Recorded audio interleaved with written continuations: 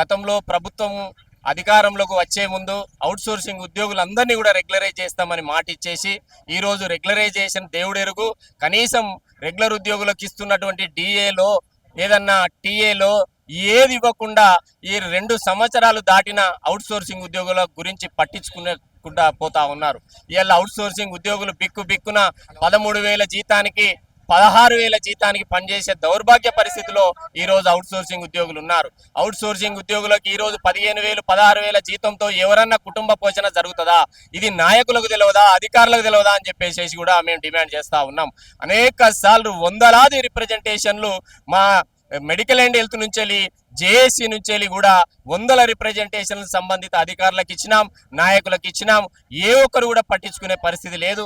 ఈరోజు ముఖ్యమంత్రి గారు రెగ్యులర్ ఉద్యోగులను పిలిచి వాళ్ళ సమస్యలు వింటున్నాడు, వాళ్ళతోటి మాట్లాడుతున్నాడు. మరి మా అవుట్ సోర్సింగ్ ఉద్యోగ నాయకత్వాన్ని కూడా పిలిచి మా సమస్యలు విని మా సమస్య పరిష్కారం చేయాలని చెప్పేసి కూడా మేమందరం డిమాండ్ చేస్తా ఉన్నాం. ప్రధాన డిమాండ్ ఏంటంటే ఏజెన్సీలను తొలగించాలి, ప్రభుత్వమే నేరుగేయాలని చెప్పేసి మేము డిమాండ్ గా పెట్టుకున్నాం. ఏజెన్సీల దోపిడీతోటి ఉద్యోగులందరూ ఇబ్బంది పడతా ఉన్నారు. కనీస వేతనాలు అమలు చేయట్లేదు. కనీస వేతనాలు అమలు చేయాలని చెప్పేసి కూడా మేము డిమాండ్ చేస్తా ఉన్నాం. అవుట్ సోర్సింగ్ ఉద్యోగులను అందరినీ కూడా రెగ్యులరైజ్ చేయాలి, లేకపోతే పెద్ద ఎత్తున ధర్నాలు నిరసనలు చేస్తామని చెప్పేసి కూడా మేము డిమాండ్ చేస్తా ఉన్నాం. రాత్రి లేదు, పగలు లేదు, ఇల్లు లేదు, హాలిడే లేదు, ఏం లేదు.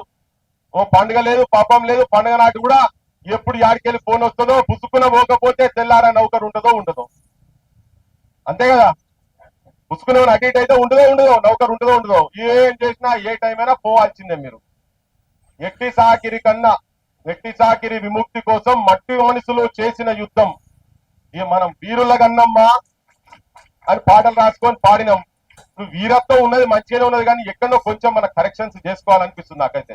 నేను లాస్ట్ టైం మీటింగ్ వచ్చినప్పుడు చెప్పినా మీకు ఇక్కడ, మీరు ఒక్క ప్రోగ్రామ్ పెట్టారు, మీరు 5 లక్షల మంది ఉన్నారన్నారు కదా. 5 లక్షలు ఎందుకు, ఒక 50,000 మంది రాండ్రి. దాంట్లో 10% 50,000 మంది మీ ఇంట్లో అందరు కలిసి ఒక్కనాడు హైదరాబాద్ లో కూర్చుందాం. యాడన ఒక జాగాలో కూర్చుందాం. ముఖ్యమంత్రి ఎంతో కొంతనైతే ప్రభుత్వాలు దిగొస్తాయి.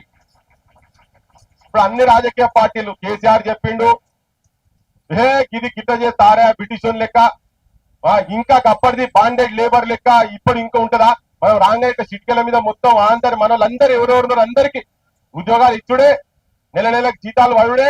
మీరు కూడా మంచిగా టూర్లు ఓన్రి, అమెరికా ఓన్రి, నేపాల్ ఓన్రి, మంచిగా చల్లగుంటది, కాశ్మీర్ ఓన్రి, ఉండుని మస్తు ముచ్చట్లు చెప్పారు. నిజంగానే మా ఊడు వస్తే బరాబర్ ఇస్తారు కావచ్చు అని అందరు అనుకున్నారు కదా. గట్లే అనుకున్నారు కదా. మాటలు అయితే చెప్పిండు కదా, గట్లే మాటలు చెప్పిండు కదా. నేను యూనివర్సిటీలో చదువుతున్న కాడికెళ్ళి మా ఊళ్ళు గట్లే ఉన్నారు. కొంతమంది రిటైర్ కూడా అయ్యి వెళ్ళిపోయారు, రిటైర్ అయి పోయినరు. అధికారంలోకి వచ్చిన తర్వాత ఇవాళ మళ్ళీ ఆపోజిషన్ ఉన్నారు కదా. ఈ మీటింగ్ వాళ్ళని పిలిస్తే మళ్ళీ వచ్చి వాళ్ళే చెప్తారు. ఇప్పుడు నిన్న ఖమ్మం పోయి చెప్పిండు ఆయన, ఇంకో ఆయన కొడుకు కేసీఆర్ మా అయ్య చెప్పిండు, రాత్రి పిలిచి చెప్పిండు, కేసీఆర్ భరోసా ఇచ్చిండు, మీరు ఏది ఏమైనా వచ్చే ప్రభుత్వం మాదే, రాగానే కోట్ల ఇండ్లు కట్టిస్తాం మీకు అని చెప్పి ఖమ్మంలో పోయి చెప్పిండు కదా. మళ్ళీ వస్తారు వీడికి, మళ్ళీ చెప్పడానికి వస్తారు. వాళ్ళు పట్టాలు ఇచ్చేది ఉంటే ఈ నౌబతే ఉండకపో కదా. ఇప్పుడు వాళ్ళు ఇయ్యలే, వీళ్ళు ఇచ్చే పరిస్థితి లేరు. ఇగో జీతం కోసం కాదు, జీవితం కోసం భిక్షాటనాని. జీతం ఎట్లా వాళ్ళే కథ పెడుతున్నారు, వాళ్ళే తీసుకుంటారు.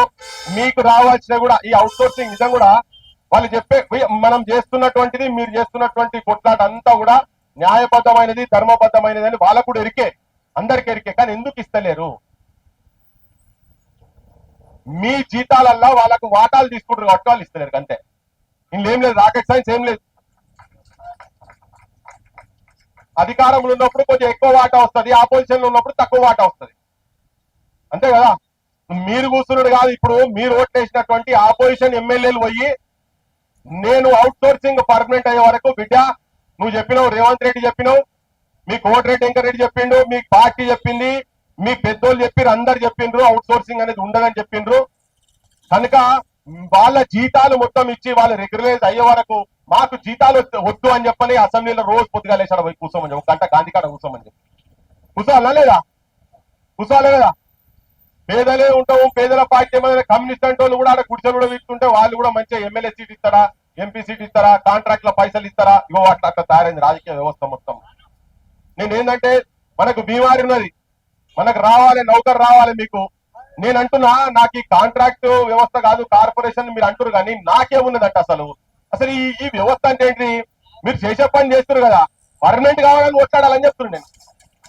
నేను మీరు చేస్తున్నారు కదా, గొడ్ల సాకిరి చేస్తున్నారు కదా, అందరు చదువుకున్న వాళ్ళే కదా, పీజీలు పిహెచ్డీలు డిగ్రీలు అయితే చేసిన వాళ్ళే కదా. సఫాయి పనికి కూడా ఇలా పీజీలు పోయి సఫాయి పని చేస్తున్నారు. చాలా అవమానకరమైన పరిస్థితి తెలంగాణలో. ఒక కానిస్టేబుల్ ఉద్యోగానికి ఇప్పుడు 10th క్లాస్ ఇంటర్మీడియట్, దానికి ఇప్పుడు ఎంత ఏమైంది? ఇప్పుడు ఇంటర్మీడియట్. కానీ దానికి కొట్లాడి ఇంజనీరింగ్ చేసిన వాళ్ళు, ఎంటెక్ చేసిన వాళ్ళు కానిస్టేబుల్ కు పోయి పొద్దున్న లేచి గ్రౌండ్ లో ఉడుతున్నారు. ఇవాళ చదువుకు తగ్గట్టు నౌకర్లు లేవు. అందుకని అందరు క్వాలిఫైడ్ అయ్యి ఉన్నారు ఇక్కడ ఉండటం అందరు కూడా. ఊడ్చే దాంట్లో పెద్ద ట్రైనింగ్ తీసుకోవాల్సిన అవసరం లేదు, కానీ అంతకన్నా పెద్ద చదువులు చదివిన వాళ్ళు కూడా ఊడ్చే పని చేస్తున్నారు. అంటే మీరు చేసే పని చేస్తున్నారు.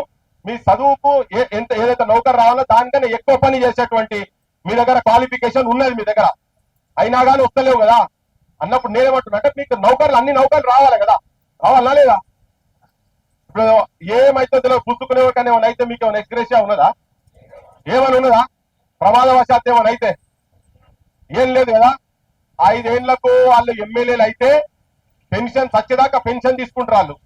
మరి మీరైతే 30 ఏళ్ళు 40 ఏళ్ళు మీరు మొత్తం యవ్వనం అంతా పెట్టి పొద్దున్న లేస్తే గడియ గండం మీకు ఏమైతే తెలియదు. పిల్లగాళ్ళకి ఏమైనా కొనియాలన్నా కానీ భయమే. వచ్చే జీతంలా నేను ఇంత ముందు ఒకసారి చెప్పిన 11, 12, 13 వేల జీతానికి ఎవరన్నా హైదరాబాద్ లో ఉండగలుగుతారా అని. ఇలా ఇంత కాస్ట్లీ అయిపోయింది కదా, ఉండగలుగుతారా అసలు ఎవరన్నా? అసలు మీరు ఒక్కొక్క జీవితాలకు లోబడి పోతే ఒక్కొక్క పుస్తకం రాయొచ్చు. మీ నేపథ్యం ఏంటిది, మీరు ఎక్కడికి వెళ్ళి వస్తున్నారో, మీకున్న బాధలు ఏంటి, మీకున్న ఆవేదన ఏంటిది, మీకున్న ఆందోళన ఏంటిది.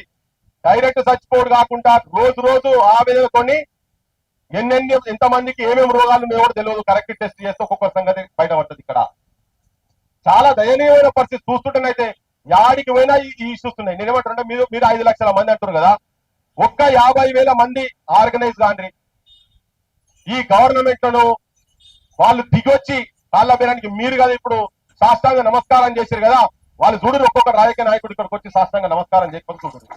మొత్తం రాష్ట్ర వ్యాప్తంగా కొన్ని జిల్లాల లోపల మేము అందరం కూడా తిరుగుతా అంటే మెడికల్ డిపార్ట్మెంట్ లో, హెల్త్ డిపార్ట్మెంట్ లోపల, అదేవిధంగా దాదాపు అంగన్వాడీ టీచర్ల దగ్గర నుంచి మొదలు పెడితే ఇక్కడి వరకు ప్రతి ఒక్కరు కూడా ఎంత దారుణమైనటువంటి స్థితి లోపల వాళ్ళు ఇబ్బందులు ఎదుర్కొంటున్నారో మేము కళ్ళారా చూసినాం.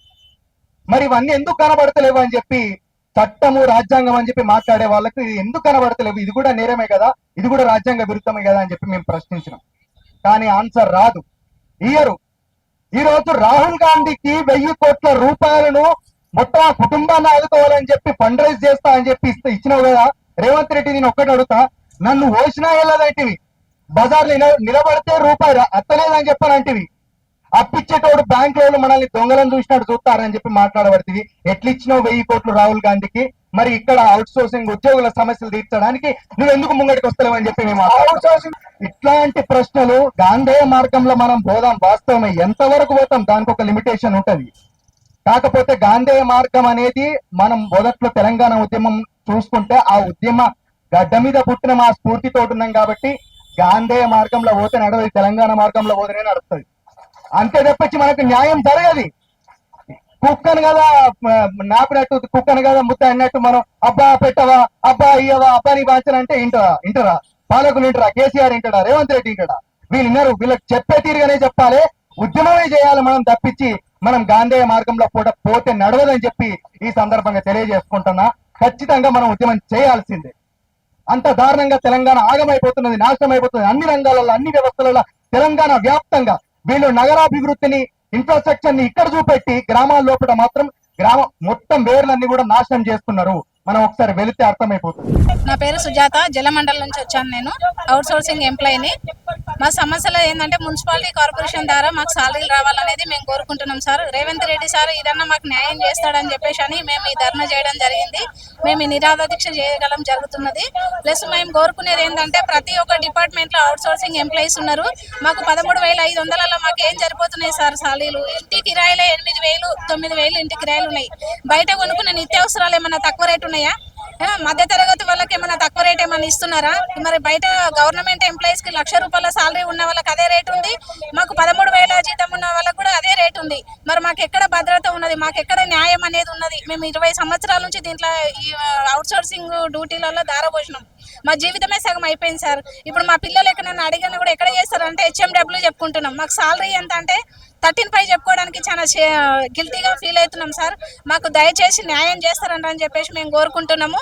ఇంతవరకు కూడా మేము ఓపికతోనే ఉన్నాం. మేము చేస్తారు, ఈ ప్రభుత్వం వస్తుంది మాకు న్యాయం చేస్తుంది, ఆ ప్రభుత్వం వస్తుంది న్యాయం చేస్తుంది అని ఉన్నాం. కానీ ఏ ప్రభుత్వం వచ్చినా కూడా ఎవరు స్వార్థం వాళ్ళు చూసుకుంటారు తప్ప మా గరీబుల బాధను మాత్రం ఎవరు అర్థం చేసుకోలేరు. ముఖ్యంగా ఈ అవుట్ సోర్సింగ్ ఎంప్లాయీస్కి అయితే చాలా అసలు ఎక్కడ కూడా భద్రత అనేది లేదు. ప్లస్ ఏమన్నంటే మీరు అవుట్ సోర్సింగ్ లో ఉంటే ఉండాలా లేకపోతే వెళ్ళిపోవాలనే ఒక మాట ఉన్నది. మళ్ళీ వర్క్ విషయంలో వస్తే మేము అన్ని విధాలుగా ఎంప్లాయీస్ తో సహా చేస్తాం. మేము వర్క్ విషయంలో మేము వర్క్ చేయట్లేదు అనేది కూడా ఏం లేదు. దయచేసి రేవంత్ రెడ్డి సార్ మాకు న్యాయం చేయాలనేసి మేము కోరుకుంటున్నాము.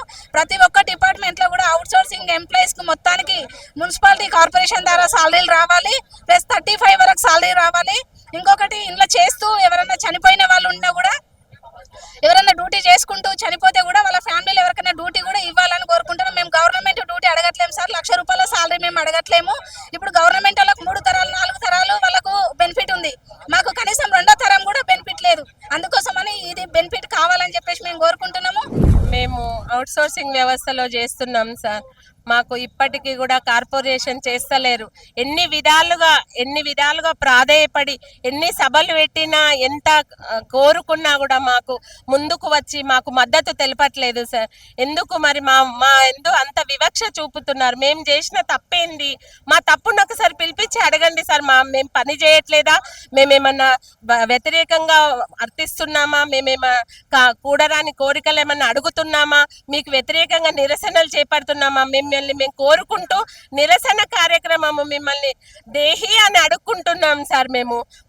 మా కోరికలు మాకు ఇవ్వండి అని అడుక్కుంటున్నాం సార్. మేము అడిగే ప్రతి ఒక్క హక్కు మాకు చేరే విధంగా మీరు ప్రయత్నం చేయాలని కోరుకుంటున్నాం సార్. మా కార్పొరేషన్ ఏర్పాటు చేసే మీకే లాభం సార్. మధ్యలో దళారీ వ్యవస్థ ఏజెన్సీ వచ్చి మాకు ప్రతి ఒక్క మనిషి దగ్గర లాభాలు చేకూర్చి వాళ్ళ బతుకులు మంచిగా చేసుకుంటున్నారే కానీ మా బతుకులు మాత్రం బాగుపడట్లేదు సార్. ఏజెన్సీ వ్యవస్థ అంత దుర్భరమైన పరిస్థితి ఏది లేదనే కదా సార్. మేము అనుభవించి ఏజెన్సీ వ్యవస్థలో ఉన్న తప్పుడులను మాత్రమే చూపిస్తున్నాం సార్. మాకు అయిన అన్యాయాలను చూపిస్తున్నాం సార్. ఏజెన్సీ వ్యవస్థ తీసేస్తే మీకు ఎలాంటి నష్టం లేదు సార్, లాభమే కానీ నష్టం మాత్రం లేదు సార్. గవర్నమెంట్ కు న్యాయమయ్యే విధంగానే మా కోరికలు ఉన్నాయి సార్. మీకు లాభం లేదు, మాకు లాభం లేదు సార్ ఏజెన్సీ వ్యవస్థ.